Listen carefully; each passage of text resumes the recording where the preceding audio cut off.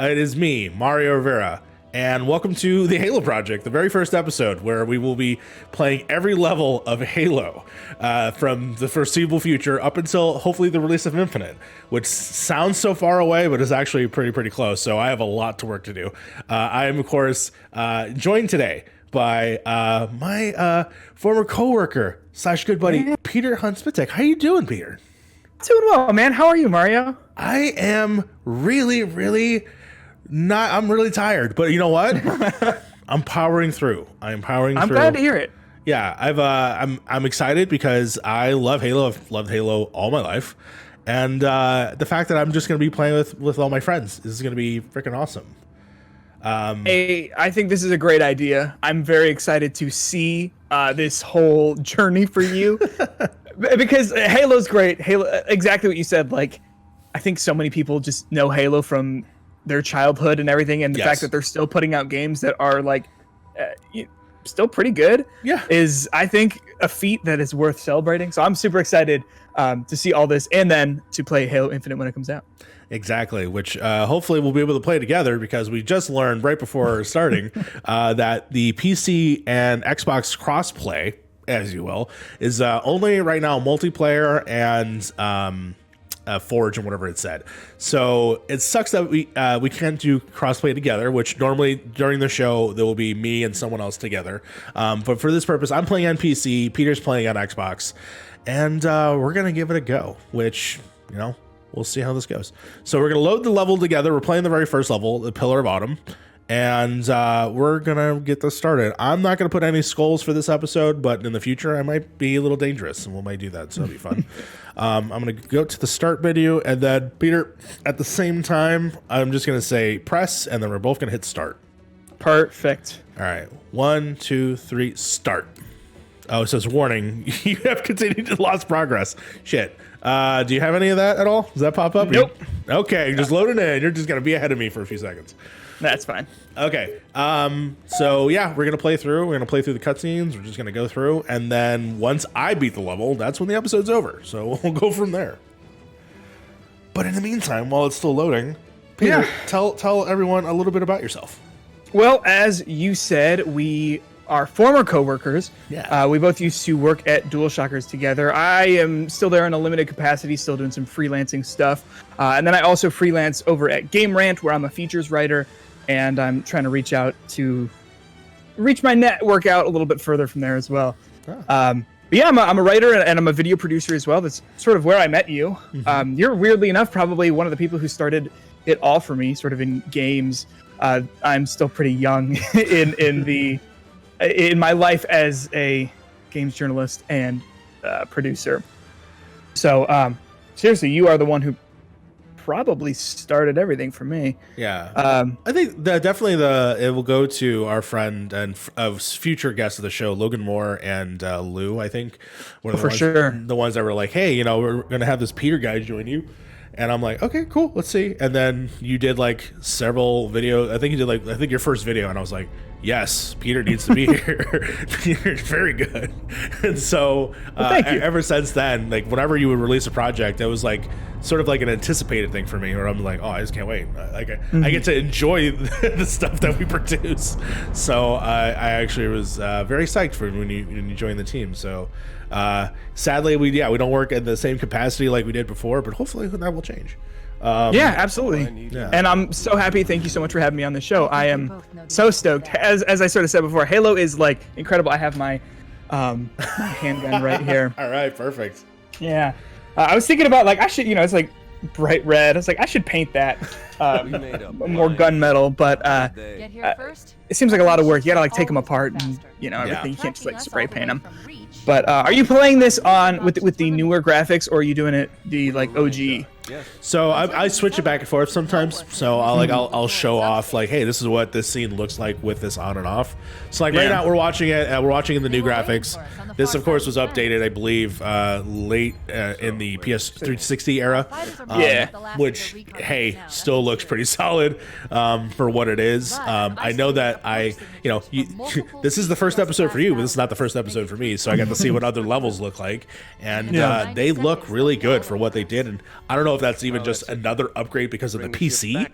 The PC Sure. also looks really solid. So, you know, it's this game, I think, is actually somewhat oddly timeless. This one specifically, only because it had so much innovations in first-person shooters so far, including like super large levels. You know, interesting in terms of like the story that carries you along. So the influences are literally on the sleeve. Like this is clearly an influence by James Cameron films. So For sure. So it's 100% like, hey, this is iconic in certain aspects. So when eventually we get to see the Showtime, or no, it's not even on Showtime anymore. I forgot where. Oh, Paramount Plus or something. Yeah. So when we see the eventual Halo show, you know, I'm curious of like how much James Cameron-esque it's gonna actually look. There, like, to my memory, we don't know like a ton of it, but I think there was like a leaked picture of a warthog and like a marine, and it looks pretty dope because it's shooting in like Hungary or something like that. Okay. You know, there's the stigma. I don't know if you saw the Mortal Kombat movie. I have not yet. I have watched it 3 times. Oh yeah, but you know, there's like the whole thing of, you know, game movies are bad. Yeah. And I think that's generally true. But I'm curious, as there's sort of this push to like game TV. Yeah. I'm curious if that's going to be any different with like, you know, the Last of Us show, and then obviously Halo as well. You know, waking up in this cryopod. Dude, this game is so good. Yeah, I know. I'm curious how like if they're gonna go straight up like right at the beginning of Halo, or are they gonna do before? Like, do you do Reach? Do you know with Reach and everything? Yeah. But of course I know they already cast Master Chief, so you think they're gonna go in that direction.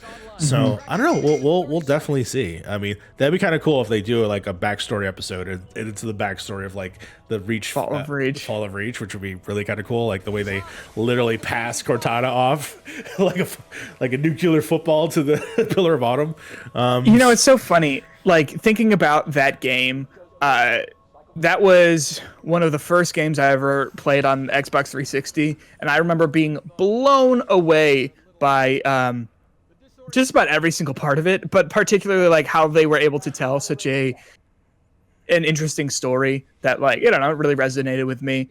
And it was basically like Rogue One before Rogue One. Oh my god, 1000%. Like, I almost want to know if like Gary would have was semi-inspired by Halo Reach, but I'm not even sure if you played it. But yeah, no, 100% is definitely the precursor to like Rogue One, which is hilarious. Funny enough, I remember playing Reach quite a bit. But it's still not like, I know everyone like reveres it like as like one of the better Bungie ones. But man, I just still love the original 3. I think there's something about the original 3 that just captures me. Wow, this guy looks interesting. Do I have to do? I'm doing the tutorial. This is. I know, me too. This is the original Halo. Yeah. Let's see. You know, you were saying about the original trilogy and all that, and I played. This was my first my first first-person shooter ever. I played this on the original Xbox back in the day. I have the like disc of it. I think upstairs somewhere. And I to your point, I think that they really hold up. I think in some ways less than others, but I really think that these games, like, there's something about them that I think is special. And, you know, not to dunk on the 343 ones, because I think those are also good, but I think they're a little bit different. And I am going to be curious to see how Halo Infinite sort of handles that, because I know that the reaction to Halo 5 wasn't met with like praise across the board the way that the other Halo games have been. No, for sure. But all the footage that we've seen of Halo Infinite, I think, looks pretty good. It looks pretty fun. I personally enjoyed when they showed their like big showcase thing, and you see the grappling hook. But apparently, a lot of people are like Craig the monkey, and I'm like, all right, fine, whatever. But they took that year, and I think, to me, they're the example of what game dev should be doing in terms of like being open about things and sharing new details every month. And like, I think that's been actually kind of welcoming. And I hope that changes for future endeavors. So we'll start back. What is your exact history with Halo? Like, how did you know about it? You know, did you have an Xbox? Like, what was the case there? Yeah. So okay. Oh man, when I was probably in 6th grade, my older brother came home from some youth group trip All right. with just like like this was probably, so when I was in 6th grade, that was probably what, 2009 or so. So like the Xbox 360 had been out, but he came home with just the original Xbox, and he had a copy of whatever the Oddworld game was on Sure. Xbox. What is that? Is that you were in a factory? Is that Abe's Journey or something? Abe's Journey, like big. I want to say Big Adventure, but that's just Pee-wee Herman's Big Adventure. It's something like that, though. Yeah, they remade it like years later. I think it was like Munch's Odyssey. Maybe. Yeah. But so he came home with a copy of Oddworld, Morrowind, and Halo Combat Evolved. Okay. And I was like so into less Oddworld, but I was so into Morrowind and Halo.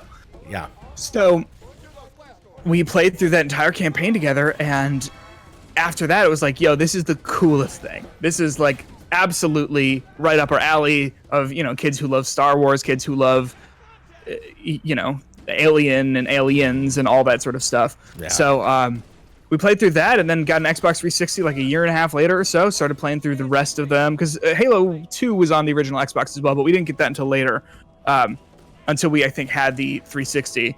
Then did Halo 3 and ODST, and then Reach when that came out. And like I said before, that game was just like the best looking game to us at the time, because it was, you know, basically we got it when that first came out in, I think, 2011. Yeah, roughly. Wait, sorry, 360? Wait, what was it? So the Halo Reach was 2011. Yeah, roughly in the early like last 10 years. That's when it like came out. Yeah. But I think these still hold up really well. I think they hold, like, I think introducing someone new to these games is might be a little jarring if they're not particularly invested in like first-person shooters or Halo in general. Yeah. I tried to get my girlfriend to play through this with me, and she didn't. Really. She was like bored. She was bored, and I'm like, yo, the music is so good, and the voice performances are so good, and the guns feel so good to shoot, and all that. But she was less enthused, so we sort of dropped it. But what I'm trying to say is, like, I think for anyone who played these games back in the day, going back to them is like revisiting an old friend. You know what I'm saying? Yeah, 100%. Like, I'm looking at like Captain Keys right now, and I have not Me seen too, this me man too. in decades. So the fact that I see him also up-res, I'm like, hey man, you're not looking that bad. Yeah. And a newer version of Cortana, because if you go to the original cutscene with Cortana, it is rough. I will agree. Like, if you show someone the first version, it's just like, what is this naked digital lady just floating around? At the very least, they kind of definitely updated where it's like it looks like she has not clothes per se, but just more like it's a little bit less. Yeah. Yeah, not, you know, good. Early developers were, you know, extremely, you know, interested in their design, to say the least. But I get it. Yeah, not. I mean, to be honest, helped a lot of like early years in development in terms of like I kind of had a crush on Cortana, and she was a digital person. So who knows? Sure. You know? No, 100%. Well, I think so much of this game, Cortana included, is like just so iconic. Like I think every single part of this first game is just so iconic. From like the imagery to the weapons to even Cortana and Master Chief, like they're exactly what so many people remember. They're like the first like either friendship or love story that probably like I resonated with me in video games in terms of like just the way that they talk to each other, the way that they interact, and then their plight throughout all the way up to even 4, where, you know, it was very much a conclusion to their story. Now we have 5, which opens up a whole other door, so we'll see how that goes to, you know, all the way to Infinite. But yeah, no, I mean, it was interesting. I also remember, so I'm at the part where I've talked to Keys. He just handed me a gun with no bullets, and I'm like, all right, I'll figure it out. And then immediately you just walk down a hallway and you get bullets. I'm like, game on. Pop, we are taking care of our first grunts here. Yeah, that's right. Trying to remember the melee button. It's not B anymore. They changed that up. Yeah, that's right. And I mean, like, speaking of like iconic weapons, this Magnum is like the thing. And it was, I mean, it's so good that they changed it in Halo 2 and 3. It never quite came back. No, never quite. I mean, the fact that, it's great that you have all these alien weapons and a shotgun and a rocket launcher. Give me the Magnum all day. I will use this Magnum for everything. Oh, yeah, absolutely. Yeah. Especially whenever you did like multiplayer and then it was just the three pop headshot. Like, this gun is like probably the most lethal gun in all video games next to like the BMG. Like, this gun is insane. Oh, yeah. 100%. And, it's funny that you mentioned Doom. Like, I think you look at... I think you just look at... When did Doom 3 come out? Was that before or after Halo? Doom after 100% after. Yeah. I mean, you just look at what this game influenced, and it's crazy. Yeah. There's a lot of a little cross DNA there in some aspects. Yeah. And I mean, even now, just like basically the button layout is the button layout to every first-person shooter. Yep, 100%. Still to this day. The idea of just carrying only 2 weapons, same thing. It's just so influential, and it's a great game too. On top of all that, because I think you play a lot of older games, and I think a lot of them feel their age, at least for me. Yeah. And this Halo definitely does too. Like, don't get me wrong.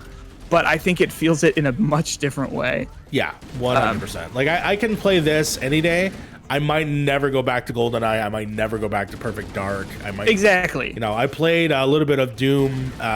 Whenever they released one of their like ports on either like a Switch or something like that. I'm like, this is cool, but it doesn't feel how I probably would have remembered it when I played it. But when I play this, I feels exactly how.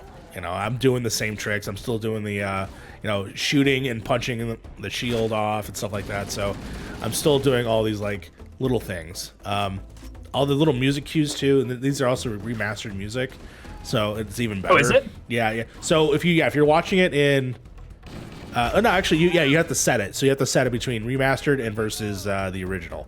But Marty O'Donnell still just killed it from the get-go. Absolutely. Yeah. And it's like literally another thing that's just so iconic is the music in Halo. Yeah. Everyone knows these songs. Everyone knows like all of the songs too. It's not just the intro music or anything like that.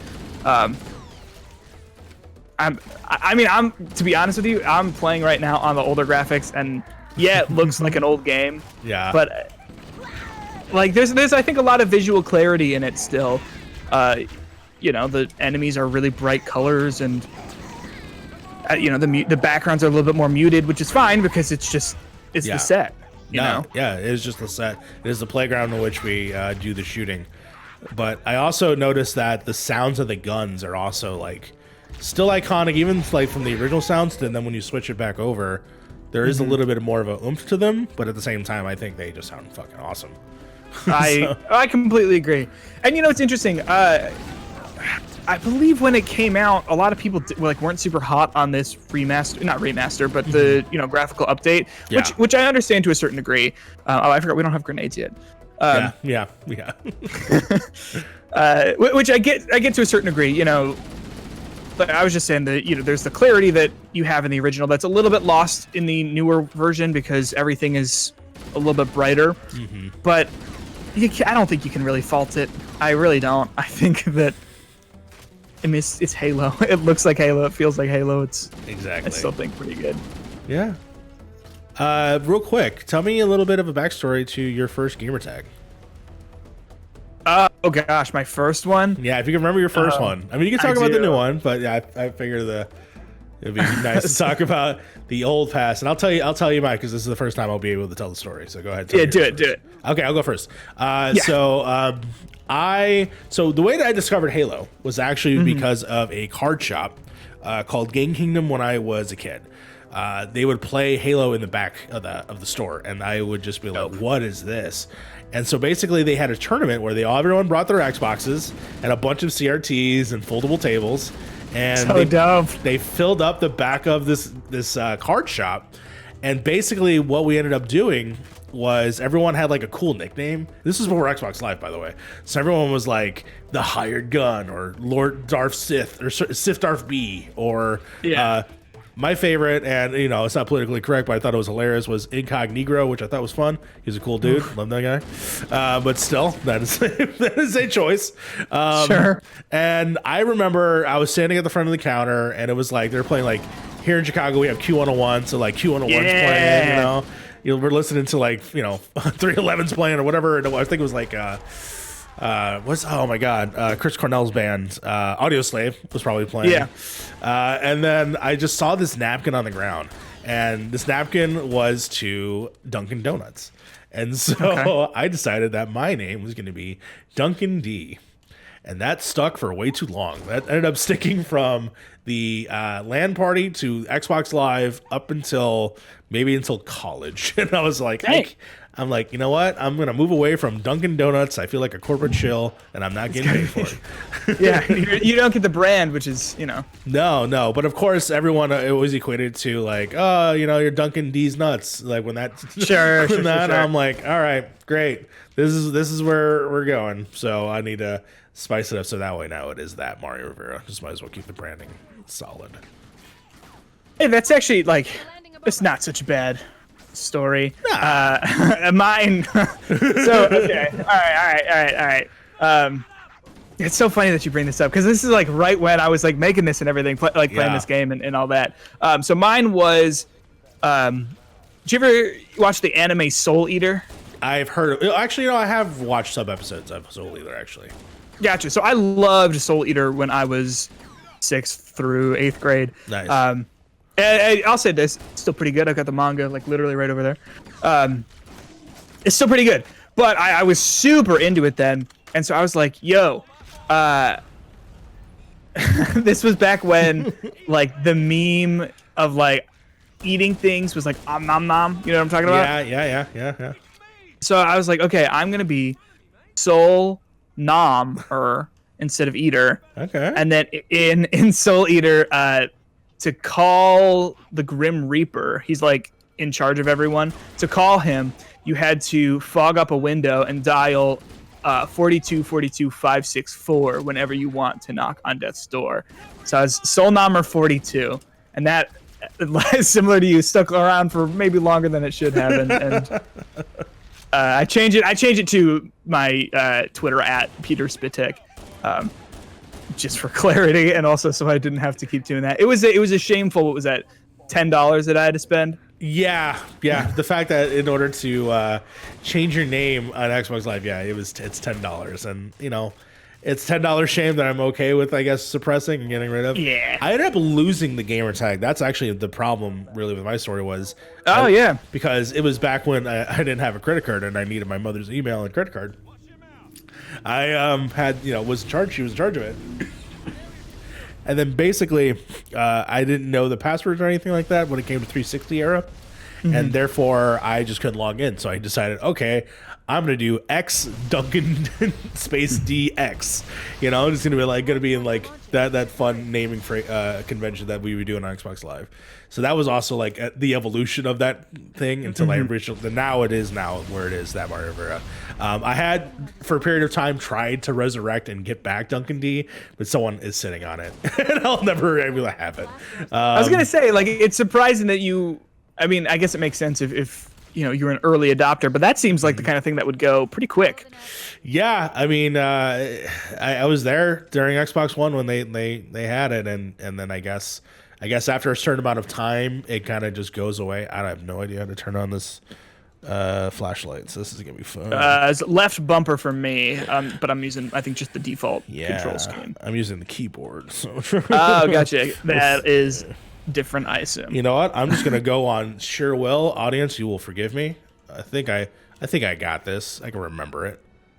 Oh, it says press 4 for flashlight. Yay! There you go. All right, cool. This helps quite a bit, actually. It's pretty dark. It was pretty dark, yeah. So always that sneaky just grunt, so said- you gotta watch out for him. Oh yeah, the one that's just hiding in there. Activating motion tracker. Let's find a safe.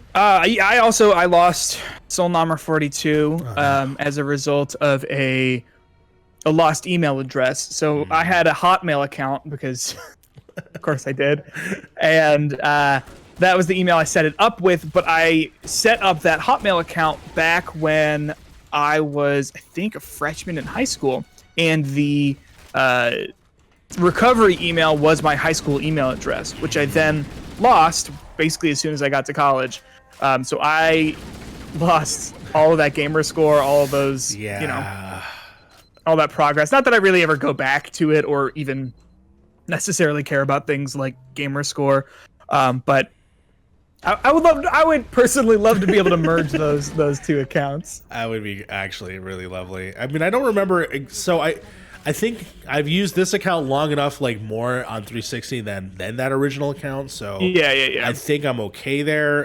But at the same time, it would have been nice just to have that legacy, because I know that certain people get rewards of like, hey, you were in the first year of Xbox Live, and I'm like, I was like right there, I remember buying the package that had a headset, a year of Xbox Live, and like Crimson Skies, and I'm like, you are speaking my language. Yeah. Are you, by the way, in terms of our level here, are you at the part yet where you go into the room that's looking down into the cryo chamber? I just got past that. Yeah, I just got past that. So I'm something I loved. Yeah. Was if you go around back, there's this other. The other room? Cryo spot. Yeah, and there's this a spot for another Spartan, something like Petty Officer Linda or something like that. Who very well may have some fully realized lore that I am not privy to. But I thought that Easter egg was a lot of fun as a kid. Thinking about like, well, who could that be? So actually, it's funny you say that. So I'm hitting tab right now. So it's on the screen in the new graphics. But if you hit tab or if you switch to the old graphics, it's just a bunch of like random like emoji stuff. And I'm like, what the hell? Oh, really? Yeah, but let me go to the other side and see if it shows up here. Let's see here. Yeah, if you switch to the original graphics, it's just a bunch of graphics. But yeah, I do see the Officer Linda stuff. That's cool. Yeah, so I have no idea if that is someone in like extended Halo lore. I'm sure. I never like read the books or anything like that, but leave a comment down below. Let me know. Tell us the story of Linda, because I'm curious, because that is something that I have actually did not remember. So I used to love watching like Easter egg videos for these games. There's like some like random monkey family in Halo 3. Do you know what I'm talking about? In that first level, there are the grunts that are like begging for their lives at the end of all of the driving levels. At the end of what is that? 2? No, not 2. 1 and 3. I mean, there's the Brunkert birthday parties that I've seen. Yes. Like the actual ones. Those are really fun. I mean, the most famous one, I think, is when you beat the game on Legendary. Yeah. You get Sergeant is hugging a Covenant, if I'm not mistaken. Yeah, he's hugging an Elite. They're like struggling over a gun or something like that, and he's like, what are we doing, man? And then they just hug it out. And the planet explodes, and then he shows up in the sequel. Yeah. And I like how they explain it too. Someone asks like, how did you get off the planet? He's like, classified. It's all right. Cool. Yeah, man. I guess we could talk a little bit about the characters, but Master Chief, Cortana, and then of course Sergeant. Sergeant doesn't have a large role in this game, but he's iconic because his voice is everywhere. He's literally in every scene. Is he not? I guess he's in the Halo, which I know that. Like he's present there, and I know he's there later in the game too somewhere. Does he show up when you're going to get Captain Keys from the Covenant? I think so. He has to be in that group of like. When the army is still kind of with you and you're not doing like the solo part of the game. Yeah, he has to be like one of the voices there, because it's funny because later on in the series there's a lot of actual memorable people doing voices, which it's very indicative of the era. Like for instance, when eventually we get to Halo 2, you get to hear some interesting people from That 70s Show that just show up. Oh really? Yeah, there's like 2 actors from That 70s Show that are in the game. No kidding. Yeah. Let's see here. Another excellent character that we rarely see, Fohammer, or I don't know what her name is. Yeah. But she's around through like the whole game. You see her in Halo 2, or you see her in Halo the second level for the first time, and then she's there for the rest of the game, like in your ear if I'm not mistaken. Yes. Yeah. And she drops a warthog off for the silent cartographer, I believe, as well as that first level on the ring. And then spoilers, she she made her demise. Sorry if you decided to not play Halo and just watch me do it. I mean, tune in right now. Yeah, I mean that's the way to go, I guess. But definitely give this game a shot. It's available pretty much everywhere now. I mean, it's on Master Chief Collection, is on Xbox, it's on PC now, it's on Gamepass, it's on xCloud. There's so many places now you can experience these games. I mean, this is a full conversation for another time, I'll admit. But the fact that this is on Game Pass, like just the whole Master Chief Collection, for me, basically sells Game Pass itself. Yes. Just like, oh, I get the whole Master Chief Collection, and I also get other games as well. Like, sign me up. Yeah, I mean, so like you said that you recently got the Series X. I got the Series S. I've been dabbling in the Game Pass, and it's just such a variety of different things. Like, I'm trying indie games that I didn't even know about. I just finished one called Haven that I really, really, really liked. So I recommend it. It's sort of it's an interesting jack of all trades, not a master of anything, but the story I think alone actually carries it. So I'm at a part in this level that always gets me, and it's this labyrinth dark tunnel crap where I'm like, gotta go through, and I don't know which exit I'm leaving. So sorry for people watching. I'm just going in circles. You are all good. I just got past there as well. See. There's like a few grunts in there, I think. Yeah, there's some grunts in there. I think I'm on the right path now. Yeah, but Game Pass is just incredible. I think I'm gonna try out Titanfall 2 again. I love that game, and the fact that it's on Game Pass is incredible. And all the stuff they're doing with Apex and Titanfall has made me itching to try it again, and just revisit it. I mean, I have the disc over there, but it's nice when you can just click it and not have to get up. You know what I'm saying? No, here we go. Here, I found some people. Die. So actually, it's funny enough. It was on sale a couple days ago, and I was like, you know what? I want to own it because I loved it when it came out, and I felt bad when it came out at the same time as Battlefield. And I'm just like, you know what? I'm gonna give it love, and I bought it, and then it's free for the weekend. So I'm like, all right, well, I could have just waited like a day. It was like $6, so I'm not gonna complain. But I was playing multiplayer, and it's a lot of fun. I will say, for some reason, my aim is terrible in that game. I'm a better Halo player than anything else. But definitely check out Halo, or check out Titanfall 2.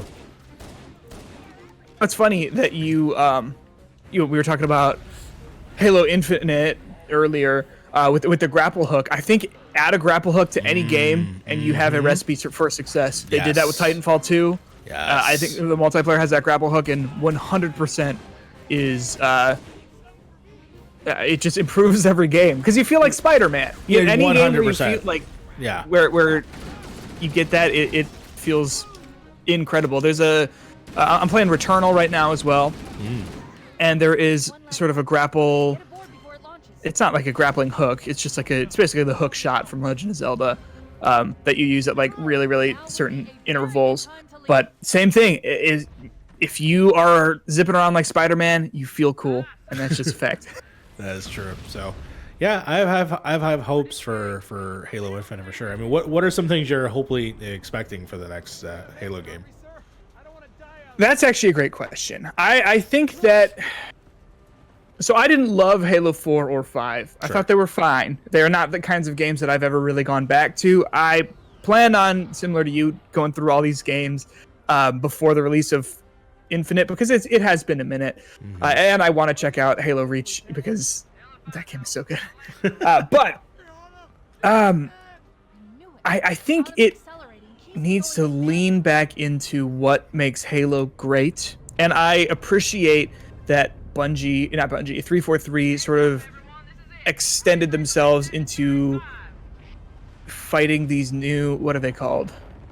Not the Covenant, but something like that. I think that they're fine, but to me they're very forgettable enemies. Yeah. In a way that the Covenant is not. Yes.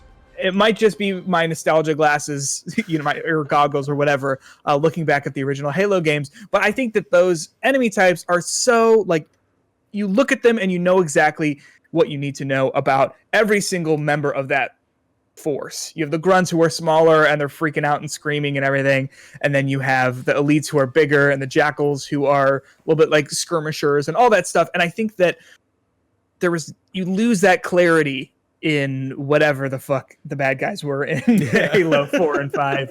The Forerunners or something like that. Yeah, maybe. Again, it's hard to remember what they were called because they were so generic and robot-y to the point where it's like, yeah, I understand the Covenant. I understand grunts. Like for some reason, the elites, like that all stuck with me, but because those creatures have personality and resolve, and you hear them talking, they're afraid of you, and like those are things that are interesting. The robots are just like, I'm just gonna mindlessly shoot at you forever because I have infinite ammo, and I'm just like, I'm tired of you.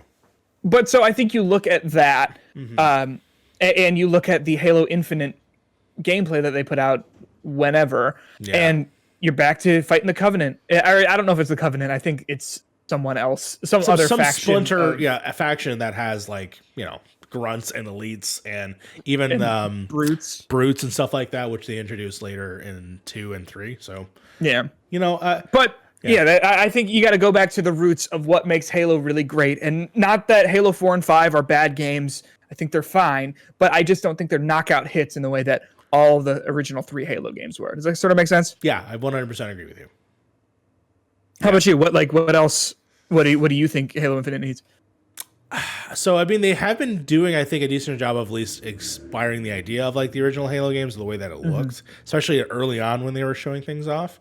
So as long as it captures certain moments and feels, then I'm okay with that. Like, I know that it's supposed to supposedly have like a more of an open world feel, which honestly, after playing, and you'll see this in the next episode, after playing the Halo level, where it literally is you're traveling between 3 different points to rescue these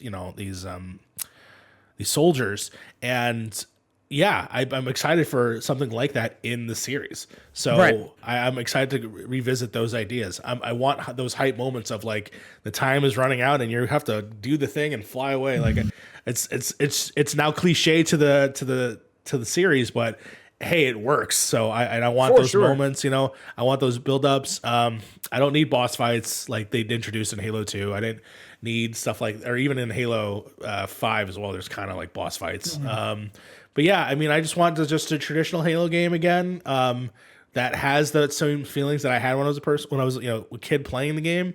And I do want those innovations that I saw, like movement. The things that work in Halo 5 for me were the movement. The fact that we were more agile. You felt like a Spartan. You were doing things that were, larger than life than you ever have before in a Halo game. And those were fun. It's just the story wasn't there. And I also want the story to be there. In terms of how they're going to wrap up the story that I don't necessarily enjoy, I'm curious how they'll get there, especially since it sounds like there's some larger ramifications at the end of 5. But I'm willing to give him a shot. I'm willing to play the game. I'm going to play the game. Regardless, I'm going to play it. I'm going to play it. I mean, it's on Game. It'll be on Game Pass. I might actually even just buy it because I'm a fan of the series, and I think that Halo Infinite will sort of be the make or break point for me with Halo, with like the whole series, where if it's good, it is going to be what gets me on board with Halo again. Yeah, if it's not great, then I'll play it, but that might be sort of it for me to sort of dip out from the whole series. Does that kind of make sense? No, that makes sense. I mean, at this point, we've gone through then 2 trilogies. Yes. At a certain point, it's like, all right, I think we're done. Every horror movie has to end eventually, and finally, we put some of them to bed. Rest in peace. And I'll say this as well, if I may. Yeah. I think when they showed off that initial footage of the game, I don't think it like literally looked great in terms of like graphically, but I don't think it needs to. I think everyone got super like on board with this idea that this needs to be the best looking game of all time. And I don't think it needs to. Yeah. I don't think it should look horrible, but I don't think what they showed off looked horrible. It looked like a work in progress. And even if that's what it looked like when it came out, like, who cares? I don't think it is that important for a game to look great if it plays great. Yeah. And You got a grapple hook. You got some new weapons there. I think it looks like it's already in a good spot. And as we were talking about earlier, the fact that they were willing to just say, "Fuck it, we're going to delay this a year." That's exactly what I want to hear from a studio. Just like this isn't ready. We don't even have a date because I don't think we have a date for holiday. I think, right? End of year. Just end of year. Yeah. That's what you want. That's what I want. Of just like, this is going to be out when it's ready. We're not going to even give you a date. We're just going to say we're going to take a whole other year to get this exactly to be what we want it to be. No, for sure, for sure. Well, it definitely looks like we've reached the end of the level. I want to, first of all, thank you for being the very first guest on this new project. And I'm excited because this is just the beginning. I'll be going traveling this journey with many people, and I'm glad that you were the first person that I got to talk to. So again, thank you so much, Peter. Well, thank you so much for having me. I really appreciate it. I am excited to see where this goes as well. Yeah. I look forward to it. I do. I truly do. No, for sure. And hopefully I get to capture a lot of people's memories of the game and their histories with Xbox and stuff like that. So that also kind of warms my heart in some aspects. So I'm excited for that. If you can, tell everyone where they can find you. Oh, yeah. You can find me on just about any social media platform at PETERSPITTECH. Let me do that clean again for you. At PETERSPITTECH. You can find me writing at DualShockers and at Game Rants, and hopefully I'll have bylines in some other places as well as the year sort of progresses here. But you can mainly find me on Twitter. That's where I'm most active, and that's where I am talking to people most. No, for sure. And I'm excited to see your continuing success and see the more video projects that you have going on. I might be semi removed from that website, but I do check in when I see you pop up, and I'm like, okay, cool. Oh, thanks, this is the one I can watch. So one I can openly support. But yeah, again, thank you again for joining me, and for everyone else, let's finish this fight. Oh, that's such a good ending. Yeah. Oh, Mario, that's a great ending. Yeah. Well done.